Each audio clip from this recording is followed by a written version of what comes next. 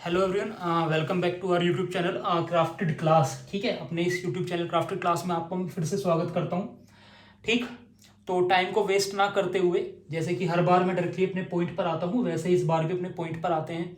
और आपसे मैंने लास्ट क्लास में कहा था कि जो रिमाइंडर थ्योरम हमने पढ़ी थी, उस रिमाइंडर थ्योरम के हम क्वेश्चंस करेंगे। ठीक, और थोड़ा सा रिवाइज भी हो जाएगा आपका। देखो, क्वेश्चन पहला मैंने लिख दिया है। वो बोल रहे हैं find the remainder when x power 4 minus 3x square plus 2 is divided by x minus 2 by using remainder theorem and verify the result by actual division. एक पोलिनोमियल मुझे दिया हुआ है, दूसरे पोलिनोमियल से डिवाइड करने पर बोल रहा है कि बताओ रिमाइंडर क्या आएगा आपका। और वो चीज मुझे एक तो रिमाइंडर थ्योरम से बतानी है और क्या करना है, एक्चुअल डिवीजन से भी पता लगाना है। चलो पहले रिमाइंडर थ्योरम को हम रिवाइज करते हैं। लास्ट क्लास में जो हमने करा था वही कैसे पता लगाते हैं हम रिमाइंडर थ्योरम से रिमाइंडर अपना। देखो, जो भी मेरा डिवाइजर दे रखा है, डिवाइजर कौन है, x माइनस 2। इसके जब हम जीरोस निकालेंगे, यानी कि इसको जीरो के इक्वल पुट करके यहां से x की वैल्यू कितनी आएगी, 2 आएगी। तो इस 2 को अगर मैं अपने पोलिनोमियल यानी कि px, जो कि क्या गिवन है, x power 4 minus 3x square plus 2 में पुट करता हूं, क्या ये x की वैल्यू 2, तो मुझे क्या पता चल जाएगा, रिमाइंडर पता चल जाएगा। यही थी मेरी रिमाइंडर थ्योरम, यही थी ना, कि जो भी आपका डिवाइजर है जिससे आप डिवाइड कर रहे हो उसके आप जीरोस निकालो। ठीक, और वो जीरो आप अपने पोलिनोमियल में पुट कर दो, और पोलिनोमियल में पुट करने के बाद जो भी वैल्यू आएगी वही मेरा क्या हो जाएगा, रिमाइंडर हो जाएगा। तो ये आ जाएगा 2 की पावर 4 माइनस 3 इंटू में 2 का स्क्वायर और प्लस 2। 2 की पावर 4, ये तो बच्चा बच्चा जानता है क्या होता है, 16 माइनस 2 का स्क्वायर 4, 4 इंटू 3 12 और प्लस 2। ठीक, तो आंख बंद करके बता दोगे अब तो कितना आएगा, ये 6 आएगा, 6। ठीक है ना, क्या आएगा, 6। चलो, अब कहानी यहीं खत्म नहीं हुई। ये तो छोटी सी बात थी रिमाइंडर थ्योरम जो हमने पढ़ी थी। अब वो बोल रहा है, अच्छा अगर आपको अपने रिमाइंडर थ्योरम पर इतना ही भरोसा है, ठीक है, एग्जामिनर क्या कह रहा है कि अगर अपने रिमाइंडर थ्योरम पर इतना ही भरोसा है तो क्या करके बताओ यार, हमें एक्चुअल डिवीजन से भी बताओ कि ये रिमाइंडर आएगा। तो हम भी तैयार हैं, चलो कर देते हैं। क्या फर्क पड़ता है, x power 4 minus 3x square plus 2 को हमें एक्चुअली डिवाइड करना है, किससे, x माइनस 2 से। और एग्जामिनर को ये दिखाना है कि भाई हमारा रिमाइंडर 6 ही आएगा। ठीक है, अब डिवाइड करने की कहानी सुनो। अब यहां पर आपको एक पोलिनोमियल को दूसरे पोलिनोमियल से डिवाइड करना है ना।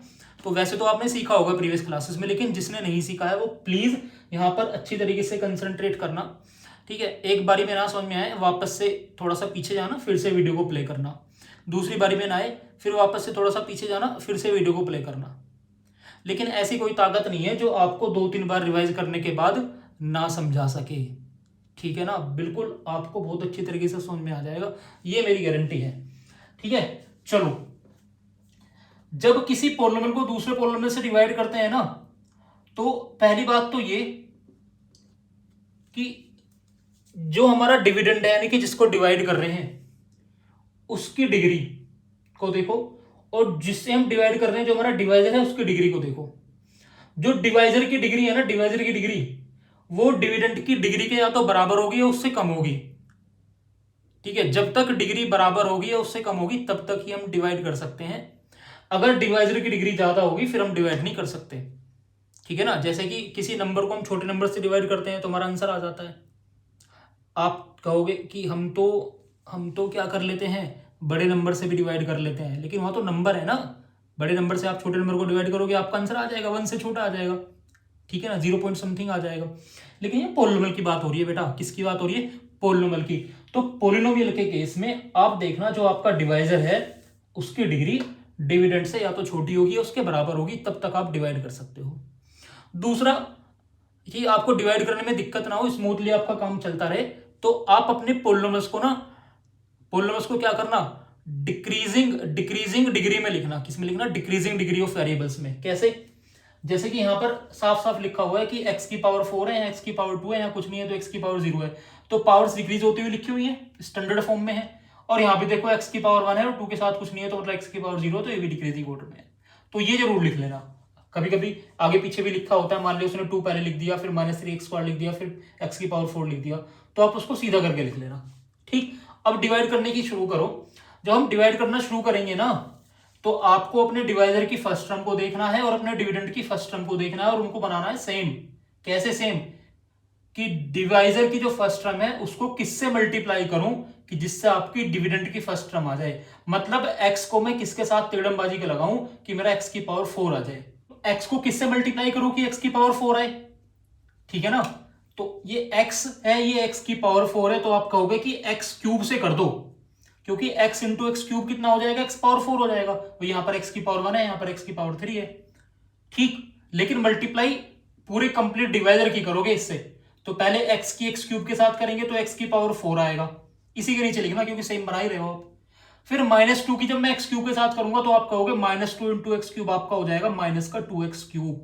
क्या हो जाएगा? माइनस का 2x क्यूब। ठीक है, अब देखो आप जानते हो कि जब हम डिवाइड करते हैं तो हम मुझे ऊपर वाली वैल्यू में से इस वाली वैल्यू को माइनस करना होगा। क्या करना होगा? माइनस। और जब मैं माइनस करता हूं, ठीक है, तो जिस वैल्यू को हम सब्ट्रैक्ट कर रहे हैं उसका साइन चेंज हो जाता है। भाई जैसे कि 6 में से मुझे 5 को माइनस करना है, तो ये 5 प्लस का था, लेकिन माइनस हो जाने की वजह से प्लस माइनस माइनस होकर 1 बचेगा। या मुझे 6 में से -5 को माइनस करना है, ठीक, तो ये माइनस का था, लेकिन हम माइनस कर रहे हैं तो माइनस माइनस प्लस होकर 11 हो जाएगा। तो मतलब जो आपका, ठीक है, ये वाला टर्म है जिसको आप सब्ट्रैक्ट कर रहे हो, उसका साइन क्या हो जाता है? चेंज हो जाता है। ठीक, तो ज्यादा ज्यादा हम इसमें ध्यान ना लगाएं, हम सिंपली क्या कर लेते हैं उस चीज से बचने के लिए, बार बार, वैसे तो आप डायरेक्टली कर दो कोई दिक्कत नहीं है, उस चीज से बचने के लिए हम इन वैल्यूज का ना पहले से ही साइन चेंज कर लेते हैं। जैसे कि माइनस का 2x क्यूब प्लस का हो जाएगा और ये प्लस का x पावर 4 माइनस का हो जाएगा। ठीक, और साइन चेंज करने के बाद फिर हम ऊपर वाले टर्म में नीचे वाले टर्म को क्या कर देते हैं? ऐड कर देते हैं। ठीक है, इस टर्म से इस वाले टर्म को क्या कर देते हैं? ऐड कर देते हैं। तो आप ऐड करोगे तो देखो प्लस का x पावर 4 था, ये माइनस का हो गया x पावर 4, तो ये तो कैंसिल हो गया। क्या हो गया? कैंसिल। यहां माइनस का 3x स्क्वायर है और ये प्लस का 2x क्यूब है, ये ऐड नहीं होंगे। क्यों? क्योंकि ये x स्क्वायर है, ये x क्यूब है। ठीक है, कभी +2 -3 मत कर देना। ठीक है, इनके ये भी तो देखो साथ में टर्म्स x क्यूब है, x स्क्वायर, ये ऐड नहीं कर सकते, तो एज इट इज लिख दो। तो जब एज इट इज लिख दोगे तो जो हाइयर पावर है वो पहले आएगी, यानी कि प्लस का 2x क्यूब पहले आएगा, और ये माइनस का 3x स्क्वायर, और ये बचा हुआ प्लस का 2 भी यहीं अब साथ में आ जाएगा। ठीक है, क्योंकि 2 के साथ भी कुछ नहीं है कांस्टेंट टर्म ऐड या सब्ट्रैक्ट करने के लिए। ठीक, चलो अब फिर से वही सेम कहानी रिपीट करो कि यहां पर x है, यहां पर 2x क्यूब है, तो x को किससे मल्टीप्लाई करूं कि 2x क्यूब आए? तो आप कहोगे 2x स्क्वायर से कर लो। किससे कर लो? 2x स्क्वायर से, क्योंकि x इंटू में 2x स्क्वायर कितना होगा? 2x क्यूब हो जाएगा। क्या हो जाएगा? 2x cube. फिर -2 इंटू में 2x स्क्वायर कितना हो जाएगा? ये हो जाएगा आपका माइनस का 4x स्क्वायर। क्या हो जाएगा? माइनस का 4x स्क्वायर। अब फिर से हम क्या करेंगे? अब साइन चेंज कर लेंगे। साइन चेंज कर लेंगे तो ये प्लस का 4x स्क्वायर हो जाएगा, ये माइनस का 2x क्यूब हो जाएगा।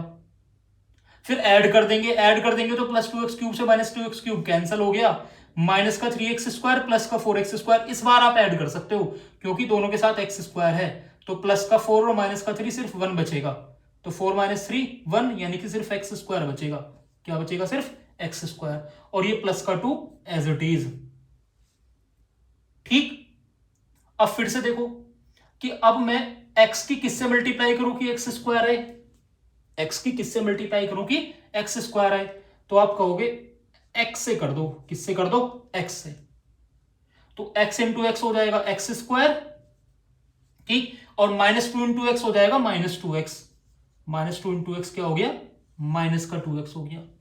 फिर से साइन चेंज करेंगे, ये नेगेटिव हो जाएगा, ये पॉजिटिव हो जाएगा। अब फिर से ऐड करेंगे तो ये कैंसिल हो गया, प्लस का 2x + 2 ऐड नहीं हो सकते, तो एज इट इज लिख दो 2x + 2। ठीक, अब फिर से देखो यहां पर x है, यहां पर 2x है, क्या डिवाइड कर सकते हो? कर सकते हैं अभी और आगे।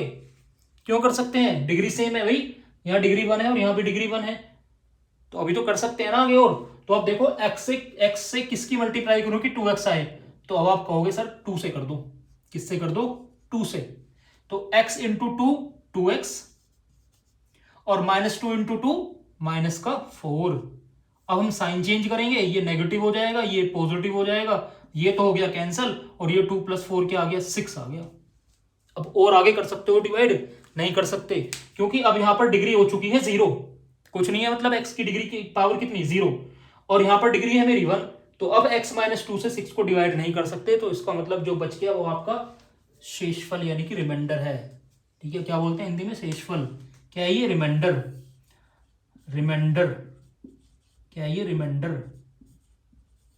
ठीक है, अब आप डंके की चोट पर कह सकते हो कि हमारा जो रिमाइंडर थ्योरम से हमारा रिमाइंडर जो आया था 6, वो यही है जो डिवीजन से आ रहा है। ठीक, अब एक फायदा और हो गया आपका, कल को कोई आपसे पूछ लेगी क्वोशंट क्या था, आप बोलोगे ये है भाई क्वोशंट, रिमाइंडर थ्योरम से मुझे क्वोशंट नहीं पता चल रहा था ना, ये है भाई क्वोशंट,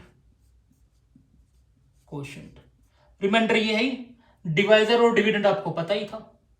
ठीक, तो उम्मीद करता हूं कि अब ये आपको समझ में आ गया होगा अच्छी तरीके से कि अगर मुझे रिमाइंडर थ्योरम से निकालना होगा रिमाइंडर, तो हम डायरेक्टली ऐसे निकाल लेंगे, और वेरीफाई करने के लिए भी बोल दे, क्या करने के लिए बोल दे, वेरीफाई करने के लिए बोल दे। ठीक है, तो आप क्या कर सकते हो, ऐसे डिवाइड करके वेरीफाई भी कर सकते हो। आ गया समझ में? नहीं आया तो एक और क्वेश्चन करते हैं ऐसा, ठीक है ना, एक और क्वेश्चन करते हैं, रुको जरा। X cube minus 6x square plus 2x minus 4 को डिवाइड कर रहे हैं इस बार किससे, 1 माइनस 2x से, और वही सेम दो बातें कि रिमाइंडर थ्योरम से रिमाइंडर निकालो और साथ में उसको क्या करो, वेरीफाई करो अपने डिवीजन से।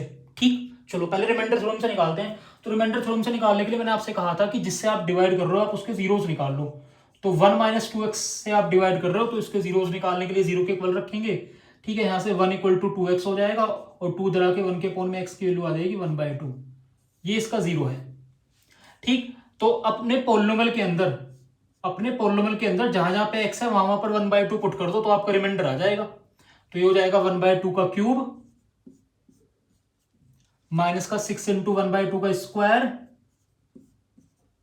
प्लस का 2 इंटू 1/2 प्लस का 2 इंटू 1/2 और माइनस का 4। तो देखो 1/2 का क्यूब 1/8 हो गया, माइनस 1/2 का स्क्वायर 1/4, तो ये 6/4 हो गया। यहाँ 2 से 2 कैंसिल हो गया, प्लस का 1 माइनस का 4 माइनस का 3 बच गया। क्या बच गया, माइनस का 3। एलसीएम ले लो, एलसीएम कितना आ रहा है, 8 आ रहा है, तो ये 1 बचेगा, माइनस 4 2 जा 8 तो 2 6 जा 12 और माइनस 8 3 जा 24।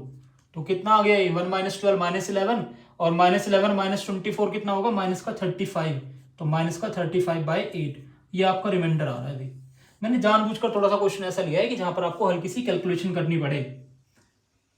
ठीक है, सारी चीजें आसान नहीं होती हैं बच्चा। ठीक, तो ये माइनस का 35/8 जो मेरा रिमाइंडर आया है, अब मुझे वेरीफाई करना है कि हमारा एक्चुअल डिवीजन से भी यही आ रहा है कि नहीं आ रहा, करके देख लेते हैं। तो डिवाइड करना है मुझे x cube minus 6x square plus 2x minus 4 को। ये देखो कि जो हमने डिविडेंड लिखा है क्या ये प्रॉपर फॉर्म में है, डिक्रीजिंग डिक्रीजिंग पावर्स में है, बिल्कुल है, कोई दिक्कत नहीं है। डिवाइड किससे करना है, 1 माइनस 2x से। इसको थोड़ा सा चेंज कर लो, मैंने माइनस का 2x पहले लिख लिया और प्लस का 1 बाद में लिख लिया। ठीक है, जिससे कि अपने स्टैंडर्ड फॉर्म में लिखा जा सके। नहीं भी लिखोगे तो भी कोई दिक्कत नहीं है, लेकिन स्मूथली हमारा क्वेश्चन हो जाए तो इसलिए हम इसको थोड़ा सा स्टैंडर्ड फॉर्म में लेके चलते हैं। चलो, तो अब माइनस 2x मेरी यहां पर फर्स्ट टर्म है और ये x क्यूब मेरी क्या है, फर्स्ट टर्म है। तो आप कहोगे माइनस 2x की किससे मल्टीप्लाई करूं कि x क्यूब आए, ये क्या कहोगे, माइनस 2x की किससे मल्टीप्लाई करूं कि x क्यूब आए। तो थोड़ा सा कंफ्यूजिंग है भाई, x और x क्यूब तो ठीक था कि x को x स्क्वायर से मल्टीप्लाई करेंगे, x को x स्क्वायर से क्या करेंगे, मल्टीप्लाई करेंगे तो x क्यूब आ जाएगा।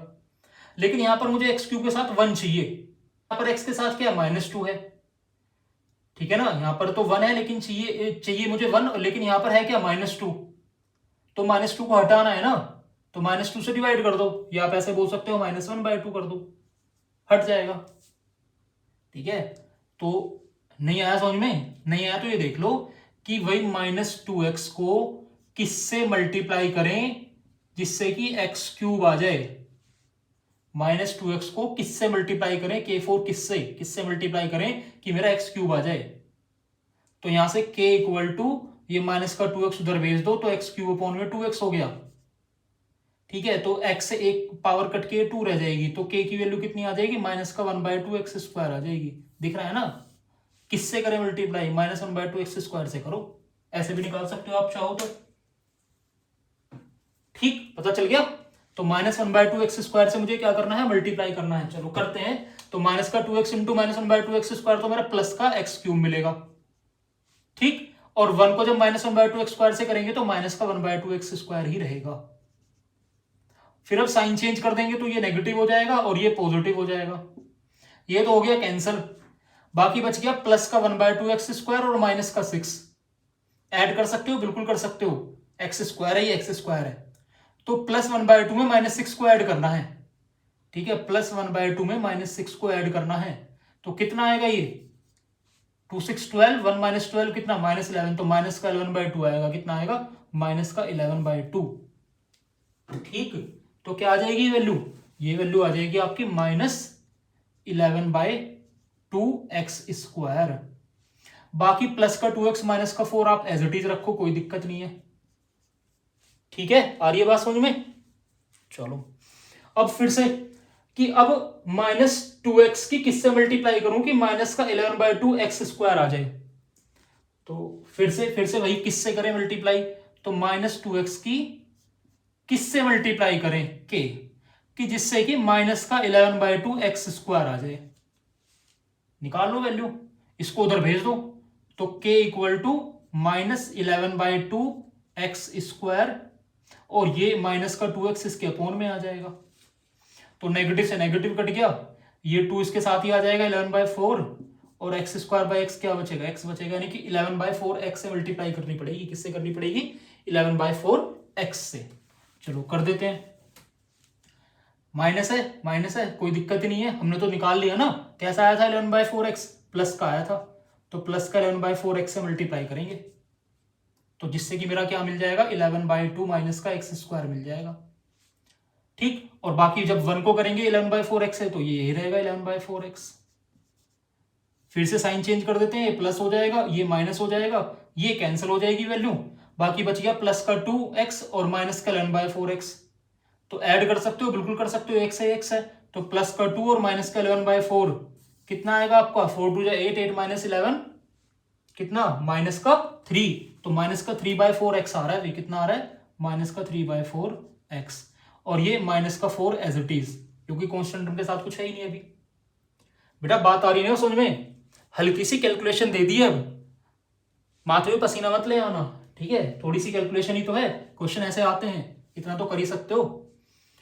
अब फिर से, अब -2x की किससे मल्टीप्लाई करूं, माइनस का 3/4x आ जाए। तो फिर से किससे निकालना है मुझे, किससे मल्टीप्लाई करूं, के, कि क्या आ जाए, माइनस का 3/4x आ जाए। तो डायरेक्ट माइनस से माइनस को उड़ा दो, x से x को उड़ा दो, 2 को उधर ले जाओ, तो 2 की मल्टीप्लाई 4 के साथ होकर k की वैल्यू 3/8 आ जाएगी। तो मतलब -2x को मुझे 3/8 से मल्टीप्लाई करना पड़ेगा। -2x को किससे मल्टीप्लाई करना पड़ेगा, 3/8 से। प्लस का आ रहा था 3/8। ठीक, तो -2x इंटू 3/8 कितना आ जाएगा, माइनस का 3/4x आ जाएगा। ठीक, और बाकी प्लस का 1 इंटू 3/8, तो प्लस का 3/8 ही रहेगा। अब फिर से साइन चेंज करोगे, माइनस, ये प्लस, ये होगी वैल्यू कैंसिल। बाकी बच गया माइनस का 4 और माइनस का 3/8। क्या बच गया, माइनस का 4 और माइनस का 3/8। तो 8 4 32, -32 - 3 माइनस का 35। तो कितना आएगा ये, माइनस का 35/8 आएगा। चेक कर लो, यही तो आ रहा था रिमाइंडर थ्योरम से भी आ रहा था ना। बस एक्चुअल डिवीजन से दो बातें होगी, एक तो आपका प्रूफ हो गया और दूसरा आपको अपना क्वोशंट भी पता चल गया। क्या पता चल गया, क्वोशंट, ये मेरा क्वोशंट है। पूछने ही लगे कल को, वो डिवाइड ही करवाने लगे क्वेश्चन में, ठीक है, वो तो एग्जामिनर की मर्जी है ना, आपके कहीं से थोड़ी ना चलेगा वो। कल को आपसे डिवाइड का ही क्वेश्चन दे दे तो आपको ऐसे करना पड़ेगा। ठीक, देखो कराए तो 2 ही क्वेश्चन है, कराए तो मैंने डिवीजन के भी 2 ही क्वेश्चन है, लेकिन जान पूरी लगा दी है। ठीक है, नहीं समझ में आया ना तो वापस जाना और फिर से देखना। ठीक, कहानी देखो ये है कि क्वेश्चंस तो हजारों लाखों होते हैं, सारे थोड़ी ना करवा सकते हैं हम, लेकिन 1 2 3 क्वेश्चंस में कॉन्सेप्ट इतना तगड़ा समझ में लो कि आप फिर लाखों क्वेश्चंस करने के काबिल हो जाओ। ठीक, आ रही है ना बात समझ में, ये आपको करना होता है। चलो एक तरह का क्वेश्चन और करते हैं, उसके बाद क्लास को एंड करेंगे। ठीक है, एक तरह का क्वेश्चन और करते हैं। देखो बेटा इस वाले क्वेश्चन को, ठीक है, इस बार डिवाइड नहीं कराऊंगा, ऐसा क्वेश्चन भी पूछ लेता है वो कई बार। आपसे बोल रहा है find the value of k if the polynomial this kx³ + 9x² + 4x - 10 is divided by x - 3 leaves remainder -22। इस बार देखो आपको ना एक अननोन वैल्यू दे दी k, कहां पर? अपने पोलिनोमियल के अंदर, कहीं भी दे सकता था वो यहां भी दे सकता था, डिवाइजर में, डिविडेंड में दे दी, कोई दिक्कत नहीं है। और बोल रहा है कि जब इसको इससे डिवाइड कर रहे हैं तो रिमाइंडर मेरा -22 आ रहा है, तो बताओ k की वैल्यू क्या होगी। तो बहुत आसान है, इस तरह के क्वेश्चंस को सोल्व करने के लिए हम अपनी रिमाइंडर थ्योरम का हेल्प लेते हैं। मुझे पता है कि जो x - 3 डिवाइजर है इसका अगर मैं 0 निकालूंगा तो x की वैल्यू 3 आएगी, ठीक। और पॉलिनोमियल में अगर मैं इस x की जगह पर 3 पुट कर दूंगा तो मुझे क्या मिल जाएगा? रिमाइंडर मिल जाएगा। क्या मिल जाएगा मुझे? रिमाइंडर। इतनी सी तो बात है, ठीक। पॉलिनोमियल में x की जगह पर 3 पुट कर दो तो k × 3³ प्लस 9 × में 3² प्लस का 4 × में 3 और -10 और इक्वल टू मुझे रिमाइंडर मिल जाएगा जो कि पहले से दे रखा है, कितना? -22। तो क्या यहां से k की वैल्यू नहीं आ सकती? बिल्कुल आ सकती है। 3 का क्यूब कितना? 27, तो ये 27k हो जाएगा, प्लस 3 का स्क्वायर 9, 9 × 9 81 प्लस 4 × 3 12 -10 इक्वल्स टू -22। ठीक है, तो 12 - 10 2 बचेगा और 81 + 2 कितना आ जाएगा? 83, और 83 उधर के क्या होगा? -83 हो जाएगा, ठीक। तो 27k इक्वल्स टू -22 और -83 कितना आ गया? ये आ गया आपका -105। तो k की वैल्यू आ जाएगी -105/27, ठीक है, जिसको आप कैंसिल कर सकते हो। पहले 3 से करके देख लो कितना आ रहा है। 3 3 9 1 5 3 5 15 और ये 3 से कितना? 9 टाइम्स, तो k की वैल्यू -35/9 आ गई है। कितनी आ गई है? -35/9। यही मेरा आंसर है, ठीक है। चलो एक क्वेश्चन और बस, ठीक है, एक क्वेश्चन और मुझे याद आ गया, एक वो और कर लेते हैं, उसके बाद क्लास को एंड करते हैं। ये रहा अगला सवाल, ठीक है। नेक्स्ट क्वेश्चन बोल रहा है if the polynomials ax³ + 3x² - 13 and 2x³ - 5x + a when divided by x - 2 leave the same remainder, then find the value of a। उसने कहा, समझना, कि ये दो पोलिनोमियल्स है, दोनों को जब मैं x - 2 से डिवाइड करता हूं तो मेरा रिमाइंडर सेम आ रहा है, तो बताओ a की वैल्यू क्या है।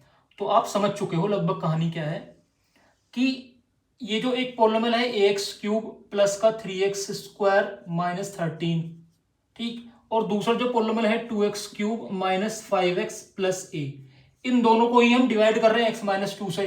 तो जब x - 2 से हम डिवाइड करेंगे तो मैं जानता हूं इसका तो 0 आएगा, वो कितना आएगा? 2 आएगा।